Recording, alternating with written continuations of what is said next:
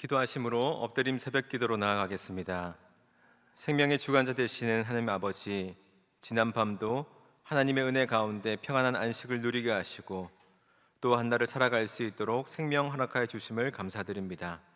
우리 삶 속에 늘 주님을 예배하며 의지함이 습관이 되게 하시고 오늘 삶을 주님께 맡김으로 주님의 인도를 따라 바른 길 가게 하여 주옵소서. 예수님의 이름으로 기도합니다. 아멘. 찬송가 175장 찬양하시겠습니다.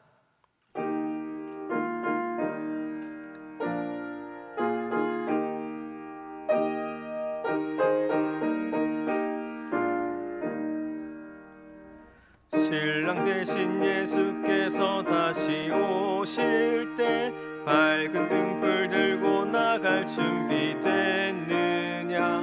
그날 밤에 주님 맞을 등불이 준비됐느냐.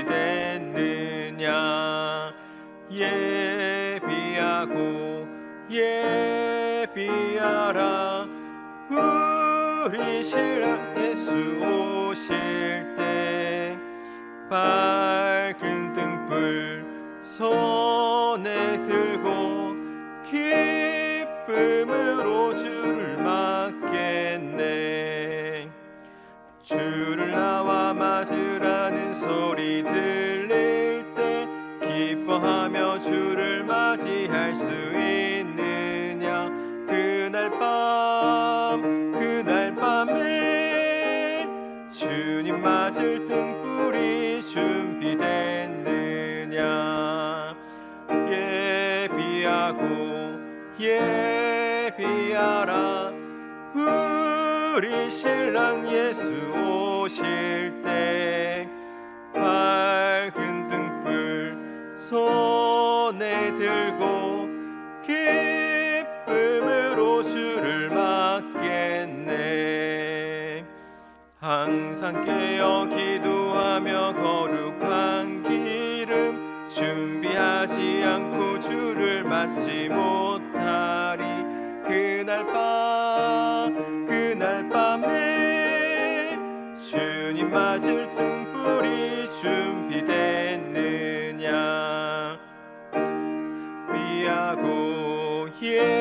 예비하라 우리 신랑 예수 오실 때 밝은 등불 손에 들고 기쁨으로 주를 맞겠네. 그날 밤에 영화로운 혼인잔치에 기뻐하며 할렐루야 찬송 부르리. 그날 밤에 주님 맞을 등불이 준비됐느냐.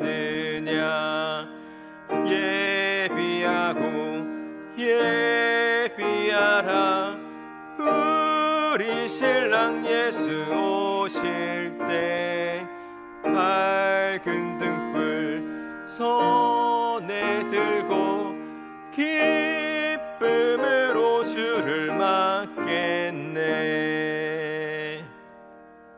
아멘. 오늘 우리에게 주시는 하나님의 말씀은 베드로후서 3장 1절로 9절 말씀입니다. 신약 386면 생명의 삶은 92면입니다. 이제 하나님의 말씀을 봉독합니다. 사랑하는 자들아, 내가 이제 이 둘째 편지를 너희에게 쓰노니 이 두 편지로 너희의 진실한 마음을 일깨워 생각나게 하여 거룩한 선지자들이 예언한 말씀과 주 되신 구주께서 너희의 사도들로 말미암아 명하신 것을 기억하게 하려 하노라. 먼저 이것을 알지니 말세에 조롱하는 자들이 와서 자기의 정욕을 따라 행하며 조롱하여 이르되 주께서 강림하신다는 약속이 어디 있느냐. 조상들이 잔후로부터 만물이 처음 창조될 때와 같이 그냥 있다 하니 이는 하늘이 옛적부터 있는 것과 땅이 물에서 나와 물로 성립된 것도 하나님의 말씀으로 된 것을 그들이 일부러 잊으려 함이로다. 이로 말미암아 그때의 세상은 물이 넘침으로 멸망하였으되 이제 하늘과 땅은 그 동일한 말씀으로 불사르기 위하여 보호하신 바 되어 경건하지 아니한 사람들의 심판과 멸망의 날까지 보존하여 두신 것이니라. 사랑하는 자들아, 주께는 하루가 천년 같고 천년이 하루 같다는 이 한 가지를 잊지 말라. 주의 약속은 어떤 이들이 더디다고 생각하는 것 같이 더딘 것이 아니라 오직 주께서는 너희를 대하여 오래 참으사 아무도 멸망하지 아니하고 다 회개하기 이르기를 원하시느니라. 아멘. 이 말씀은 살아계신 하나님의 말씀입니다. 네, 오늘 베드로후서 3장 이제 마지막 장을 살펴보고 있는데요. 우리가 알듯이 이 베드로후서는 전서와 다릅니다. 베드로 전서는 외부에서 오는 고난에 대한 이야기라면 베드로후서는 내부에서부터 시작되는 고난의 이야기죠. 그러니까 베드로 전서는 외부의 적, 그러니까 핍박과 환난에 대해서 이야기를 했고요. 베드로후서는 내부의 적에 대해서 이야기했는데 특별히 이 교회 공동체 안에 거짓 선생들에 대해서 이야기를 했습니다. 여러분, 외부에서 오는 적도 참 위험하지만 더 강력하고 더 위협적인 존재는 늘 이제 내부에 있을 때가 많죠. 알듯이 기독교의 역사상 기독교가 외부에서 핍박이 가장 강력할 때, 참으로 역설적이게도 가장 강력하게 퍼져나갔고 가장 강력한 힘을 얻었을 때가 바로 외부에서 핍박이 강했을 때죠. 반대로 외부의 적이 아니라 내부의 적이 강했을 때는 기독교는 이제 쇠퇴의 시간을 겪었습니다. 그래서 이 내부의 적, 우리 안에 사실은 더 큰 적들이 있는 거거든요. 그러니까 우리 안에서 하나님을 거부하고 하나님을 반대하는 마음들이 늘 우리 안에 있습니다. 이번 주 계속 이야기했지만 이 거짓 교사들은 하나님을 섬기는 대신에 자신의 욕망을 섬긴다라고 이제 이야기를 하죠. 자신의 욕망과 세상이 추구하는 욕망을 섬기면서 스스로 계속 적을 만드는 거야. 그러니까 내 욕망에 거스르는 자들을 적으로 만드는 것이죠. 그런데 이제 베드로 전서에서는 이 외부의 고난에 대해서는 우리에게 꺼지지 않는 희망이 있다라고 하는 것을 이야기했고, 그리고 이 베드로 후서에서는 오늘 3장에서는 우리에게도 동일한 희망과 소망이 있는데 이제 그 희망이 무엇이냐면 말씀과 약속을 기억하는 것에서부터 시작된다라고 이야기를 합니다. 1절과 2절을 다시 읽어볼 텐데요. 사랑하는 자들아, 내가 이제 이 둘째 편지를 너희에게 쓰노니 이 두 편지로 너희의 진실한 마음을 일깨워 생각나게 하여 곧 거룩한 선지자들이 예언한 말씀과 주되신 구주께서 너희의 사도들로 말미암아 명하신 것을 기억나게 하려 하노라. 지금 베드로 사도의 이 편지를 받는 성도들의 마음의 상태는 한마디로 이야기하자면 수면 중이라고 이야기합니다. 깊은 잠에 빠져 있는 것이죠. 그래서 어떤 표현을 쓰고 있습니까? 일깨운다, 깨우겠다 라고 이야기를 합니다.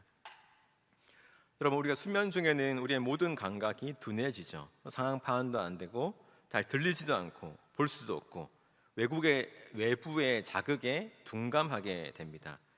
근데 이건 마치 어떤 상태와 같다고 성경에서 계속 이야기하냐면 마치 죽은 것과 같다라고 이야기하죠. 그러니까 잠자는 상태와 죽어 있는 상태가 상당히 흡사합니다. 그러니까 우리가 이 사람이 참 죽은 듯이 잔다라고 하는 이런 말을 쓰잖아요.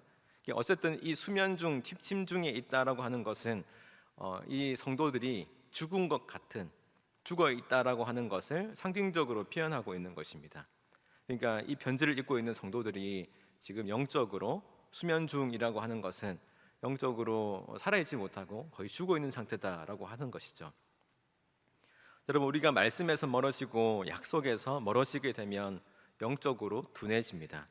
그래서 이제 영적으로 뭔가 분별하는 것이 자꾸 어려워져요. 마치 잠에서 깨어나지 못하는 것처럼 우리의 영적인 생명력도 희미해지죠. 그리고 역동성도 사라지게 됩니다.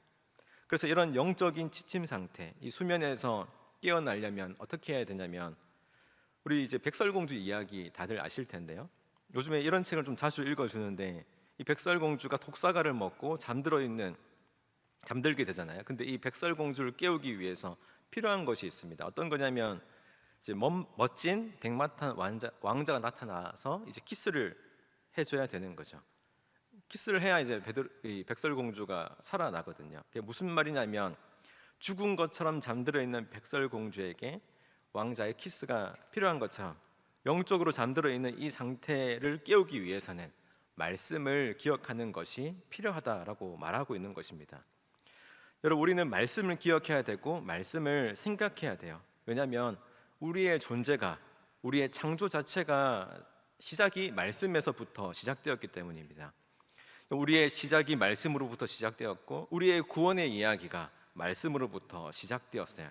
그러니까 우리의 존재 자체가 말씀으로부터 시작했기 때문에 이 말씀이 우리의 생명이고 이 말씀이 우리의 힘이고 이 말씀이 우리의 능력인 것이죠. 그러니까 말씀이 우리를 계속 새롭게 하고 새로운 창조를 일으킵니다. 그래서 이 말씀을 기억해야 되는 것이죠. 그런데 우리가 이 말씀을 기억하고 생각나게 한다라는 것은 어떤 걸까요? 말씀을 기억하고 말씀을 생각나게 한다. 우리가 이런 말을 종종 쓸 때가 있는데, 사람은 추억을 먹고 산다라고 하는 말 있지 않습니까? 과거의 추억들, 우리들은 그런 과거의 추억들을 생각해요. 그러면서 막 혼잣말로 이렇게 이야기하죠. 옛날에는 참 그랬는데, 과거에는 내가 뭐 어땠는데, 뭐 이런 식으로 이야기하면서 때로는 하나님을 끼워 넣을 때도 있지 않습니까? 내가 옛날에는 진짜 열심히 하나님을 섬겼는데 라고 이제 이야기하면서, 내가 옛날에 코로나 오기 전에는 정말로 열심으로 봉사하고 신앙생활도 잘하고 구역 예배도 뭐 잘 드렸는데, 이런 얘기들을 이제 하잖아요. 저도 이제 그런 식으로 얘기하거든요.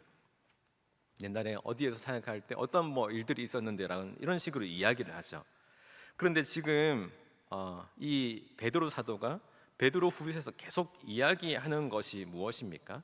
그러니까 알게 하기 위해 기억나게 하고 생각나게 하고, 너희로 하여금 생각나게 하고 너희로 하여금 기억나게 하는 것인데, 지금 중요한 것은 제가 방금 전에 말했던 추억하고 이 기억은 상당히 또 완전히 다른 이야기라는 것입니다. 여러분, 추억은 이 과거에 머물러 있는 이야기죠. 과거의 어떤 은혜, 과거의 어떤 이끌림에 대해서 그리워하는 거예요. 근데 기억은 무엇입니까? 기억은 지금 나의 현재죠. 현재 진행형입니다. 추억은 과거에 머물러 있는 과거의 이야기라면 기억은 현재의 이야기죠. 과거의 이야기를 현재 오늘의 이야기로 지금 현실화시켜서 살아가는 것이 바로 기억이다라고 말하고 있는 것입니다. 그럼 예를 들어 이런 건데, 말씀은 이미 우리에게 주어졌어요. 약속은 이미 예수 그리스도를 통해 우리에게 주어졌습니다. 그런데 이 주어진 이 약속과 말씀은 과거의 말씀인데, 그런데 이 과거의 말씀이 과거에만 머물러 있지 않고 지금 오늘 나의 삶 속에서 약속의 힘으로 살아가게 하는 것, 이것이 우리가 하고 있는 이 신앙생활 아니겠어요? 그래서 이 신앙생활은 과거의 은혜로 살아가는 것이 아닌 겁니다. 그러니까 신앙생활은 늘 현재를 살아가는 오늘의 이야기여야만 한다라고 하는 것이죠. 그래서 우리는 과거에 경험했던 하나님께, 과거에 경험했던 하나님의 은혜에 머물러서는 안 됩니다. 과거에 하나님께서 나에게 어떤 은혜를 주셨고, 내가 하나님이 어떻게 경험했고, 내가 하나님께 어떻게 섬겼고, 이런 이야기에만 머물러 있으면 이것은 우리의 신앙이 추억이 되는 거예요. 여러분, 신앙은 추억이 아니고 믿음도 추억이 아닙니다. 믿음과 신앙은 현재 진행형이다라고 말하고 있는 것이죠. 그래서 오늘 내가 경험하고 있는 이 하나님, 지금 나에게 말씀하시는, 그리고 이 말씀으로 지금 우리의 삶을 이루어 가시는 그 하나님의 이야기가, 그리고 이 이야기들로 오늘을 살아가는 자가 바로 우리들이죠. 그러니까 우리는 약속의 이야기들을 통해 이 이야기들을 현실화시켜서 현재를 살아가고 현재 하나님께서 이끌어 가시는 그 이야기를 쓰고 있는 자들인 것입니다.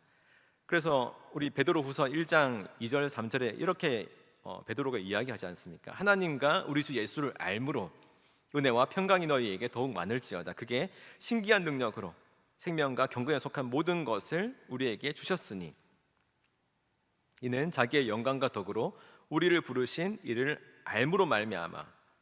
여러분, 이게 베드로 사도는 하나님은 이미 우리에게 모든 것을 다 주셨다라고 말씀하세요. 우리에게 필요한 모든 것을 다 주셨습니다.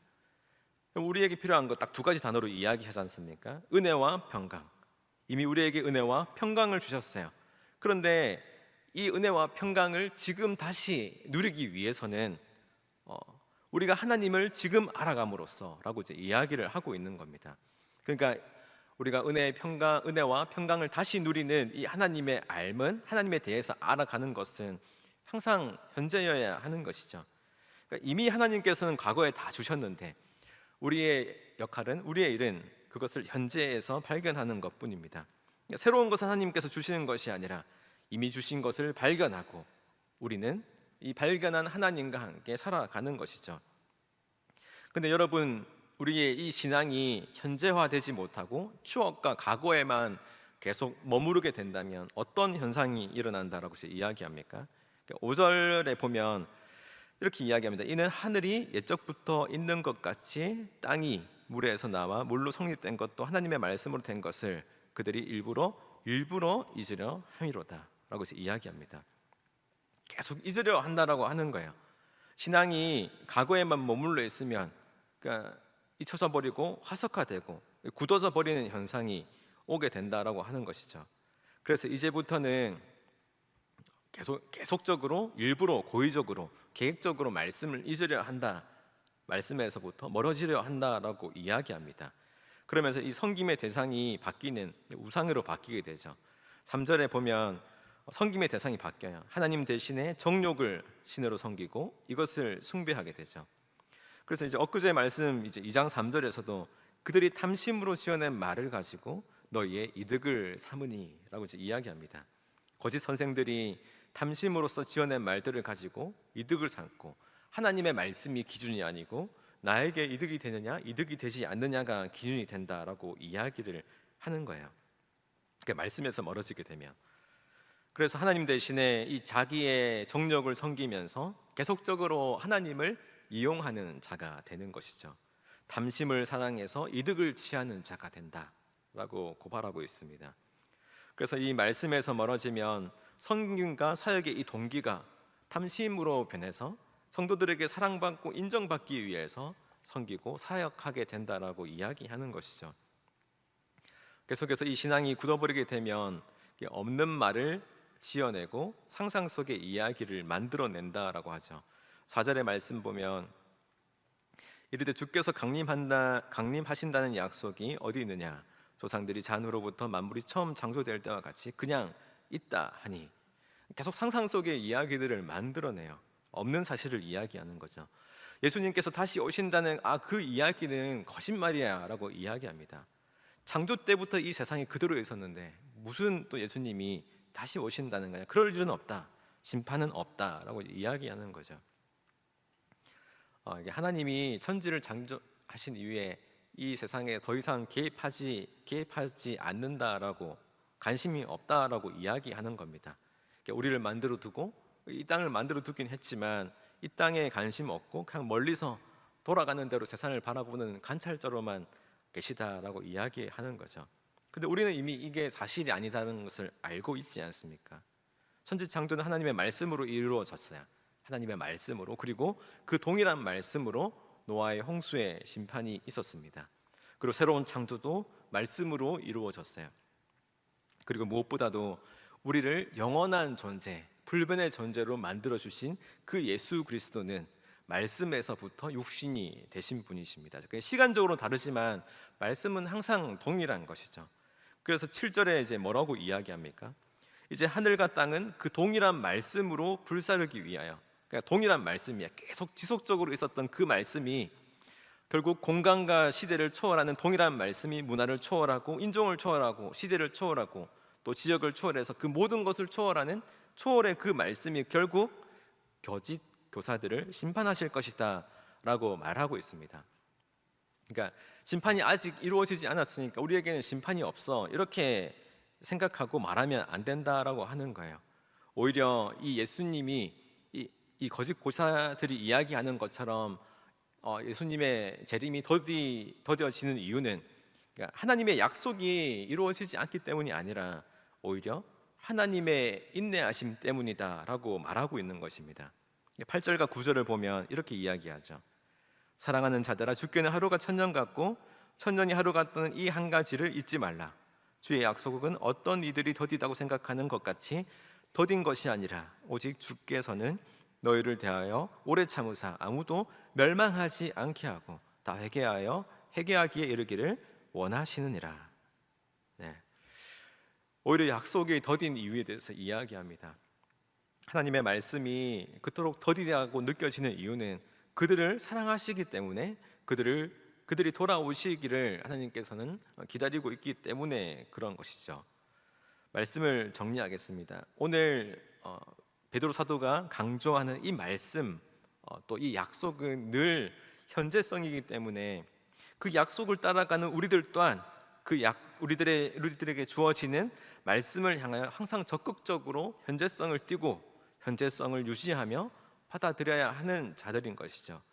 그렇게 이 말씀과 약속이 우리의 삶에 있어서 과거가 되게 된다면 우리의 신앙은 굳어버리게 된다라고 경고하고 있는 거예요.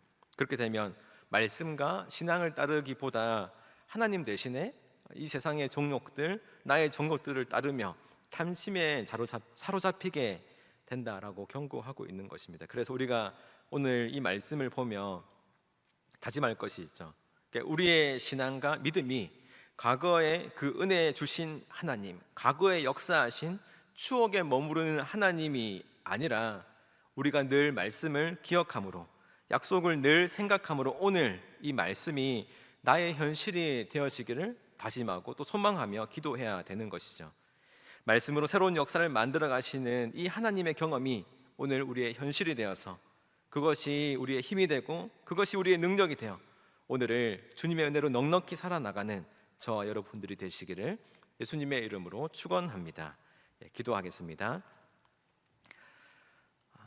사랑하시는 아버지 하나님, 우리의 변치 않는 약속의 말씀을 주신 그 주님을 기억하며 이것이 힘이 없고 사라져버린 과거의 추억이 아니라 오늘 우리의 삶을 새롭게 하고 우리의 삶을 놀랍도록 소생케 하고 또 큰 희망과 사명을 줄 수 있는 그 살아있는 현실성 있는 말씀이 될 수 있도록 항상 그 말씀으로 통하여 오늘 말씀하여 주시고 오늘 인도하여 주시고 오늘 동행하여 주시고 오늘 함께하여 주옵소서. 그 말씀을 의지하며 살아가는 우리가 되게 하여 주옵소서.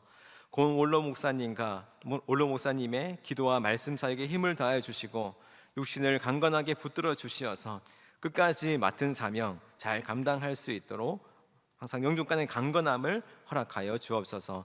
회한 담임 목사님, 우리 교회를 이끌어가는데 조금도 부족함이 없도록 말씀의 권세와 성령의 충만함을 허락하여 주시옵시고 발길이 닿는 곳마다 그리스도의 보혈의 향기, 사랑의 절정인 십자가의 향기가 진동하게 하여 주옵소서.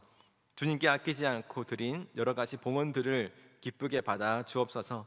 드리는 손길마다 복 내리시고 그 손이 마르지 않도록 채우시며 또한 차고 넘쳐 이웃에게 흘러가는 놀라운 은혜를 허락하여 주옵소서. 드릴 수 있는 마음이 있는 것도 은혜이고 드릴 수 있는 물질이 있는 것도 은혜입니다.